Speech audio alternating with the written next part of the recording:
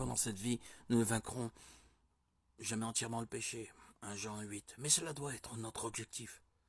Avec l'aide de Dieu et en appliquant les principes de sa parole, nous pourrons vaincre le péché petit à petit pour devenir de plus en plus semblables à Christ. Une des ressources mentionnées par la Bible pour nous aider à vaincre le péché est le Saint-Esprit que Dieu nous a donné, afin que nous menions une vie chrétienne victorieuse. Dieu met en opposition les œuvres de la chair aux fruits de l'esprit en Galates 5, 16, 25. Ce passage nous invite à marcher selon l'esprit. Tous les croyants ont déjà le Saint-Esprit, mais ce passage nous appelle à marcher en lui, à nous laisser conduire par lui. Cela implique de toujours le laisser diriger nos vies plutôt que de suivre les désirs de la chair. On voit bien la différence que le Saint-Esprit peut faire à travers la vie menée par Pierre, qui, avant de l'avoir reçu, a renié Jésus 3 fois, et ce après avoir dit qu'il le suivrait jusqu'à la mort, et qui, après l'avoir reçu, a rendu témoignage ouvertement et courageusement aux Juifs à la Pentecôte. Dans la parabole du semeur, Jésus décrit ceux qui se détournent de lui comme ceux qui reçoivent la semence de la parole de Dieu avec joie, mais abandonnent dès que survient l'épreuve. Jacques dit que l'épreuve de notre foi produit la persévérance, qui nous mène à la maturité dans notre marche avec Dieu. Jacques 1, 3, 4.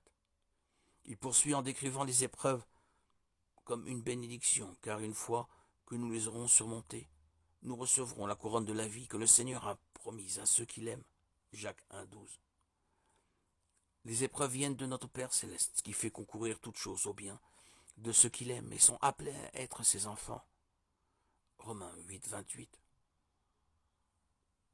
Nous sommes éprouvés de diverses manières. Devenir chrétien implique souvent de sortir de notre zone de confort pour nous aventurer dans l'inconnu. La persévérance dans l'épreuve produit la maturité et la plénitude spirituelle, comme l'écrit Jacques. Mes frères et sœurs, considérez comme un sujet de joie complète les diverses épreuves auxquelles vous pouvez être exposés. Jacques 1, 2. Notre foi peut être éprouvée par les petites irritations quotidiennes, mais aussi par de graves afflictions. Ésaïe 48, 10. Et des attaques de Satan. Job 2, 7. Quelle qu'en soit la source, il est bon pour nous d'être éprouvés.